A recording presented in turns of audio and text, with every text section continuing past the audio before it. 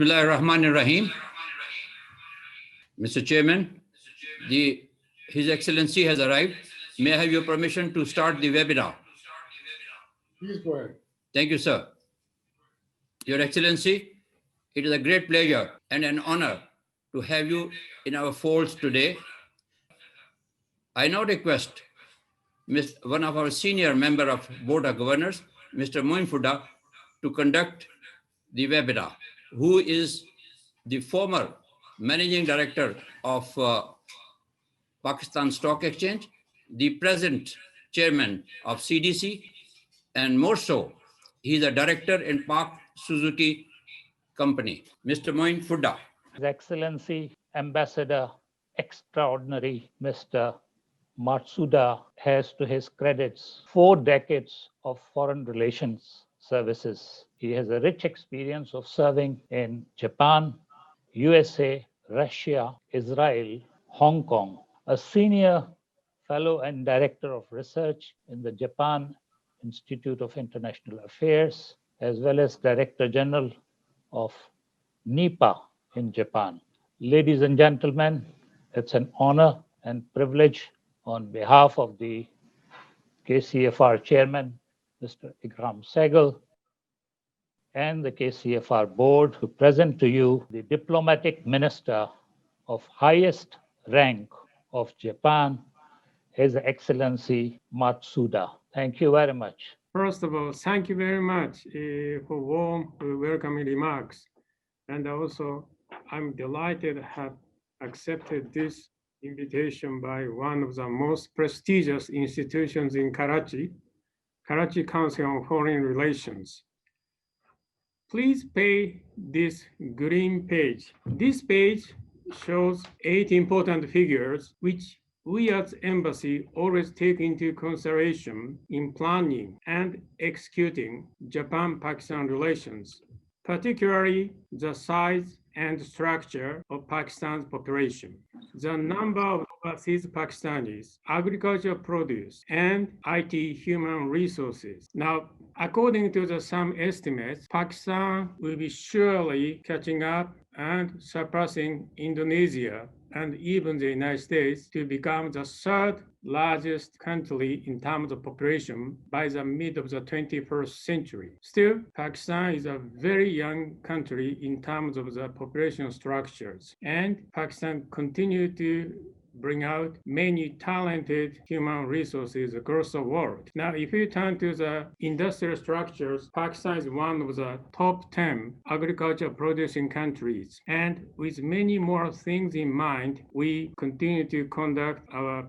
diplomacy with Pakistan. Now, I'd like to particularly share with you how Pakistani expats living in Japan doing quite well as a constructive and law-abiding member of the Japanese society. Pakistanis in Japan contribute to the development of the automobile industries as well as the food industries. But for me personally, I'd like to give a credit to the Pakistani community in Japan. Pakistani community in Japan introduced to Japanese people cricket. Now, thanks to the support from the local community of the Pakistanis in Japan, as of today, more than 300 cricket teams are now registered with Japan's Cricket Council. Now, I know that Karachi, as one of the most important cricket cities in the Pakistan, I will warn you that soon Japanese teams are coming to Pakistan to compete against the Pakistani teams. This is my dream. Now, this is a regional map with Pakistan as a center. I strongly believe that Pakistan's future potential mainly derives from Pakistan's strategic location. Pakistan is a gateway to Afghanistan, Central Asian republics, as well as the western part of China. And Pakistan provides these landlocked countries with outlets to the international market. Now, I'd like to particularly mention the very important role which has been and continue to be played by Pakistani government and the Pakistani military and relevant organizations in facilitating a peace process in Afghanistan, because we strongly believe that with the progress in the Afghan peace process, we're gonna see that very unique opportunity of creating the regional connectivity and regional economic and social development. And as far as Japan is concerned, we are ready and willing to cooperate with Pakistan in the regional development of the entire region, which covers starting from Pakistan, Afghanistan, Central Asian republics, and further down on the road into the future, Iran, China, and India also will be included. Now, let me turn to the history. Pakistan helped Japan in the wake of the defeat in the World War II, first diplomatically, then economically. This picture shows you Pakistan's Foreign Minister Zafarullah Khan signed the San Francisco Peace Treaty with Japan. Now, newly independent Pakistan sent a delegation to San Francisco in 1951, together with the allied country, to sign the peace treaty with Japan and welcome back Japan into the international community. Then the following year, in the 1952, Japan and Pakistan officially established diplomatic relations with opening embassies in Karachi and Tokyo, respectively. Second, Japan's post-World War II economic recovery started from light industry, particularly textile industry, such as spinning industry, dyeing industry, textile manufacturing, and many more related branches and other textile industries. And Pakistan was one of the largest exporters of cotton yarn, and cotton cloth, Japan, throughout 1950s, 60s, 70s, and well into 80s. Now, a large cotton trade between Japan and Pakistan naturally brought in many Japanese companies, including trading houses, banks, insurance companies, shipping and logistics companies, as well as many other related companies to Karachi. Karachi quickly became one of the 5 largest business centers abroad for Japan, together with New York, London, Hong Kong, and Singapore. Now, some of you might remember that Japan Airlines used to fly to Karachi from Tokyo way into the 1980s. Now, Karachi, unfortunately, has lost some of the former glory and luster, but still, Karachi is home to many Japanese companies now, including automobile industries and related industries. And by the way, as I told in the very beginning, my father-in-law also happened to be in the Karachi in the early stage of the Japan-Pakistan economic relations. We are also interested in making a new network of the think tank to think tank and intellectual exchanges between Japan and Pakistan. And I do hope that the Karachi Council on Foreign Relations also going to join us in a robust intellectual exchange program, which we are going to create into the year 2021 and beyond. Thank you very much.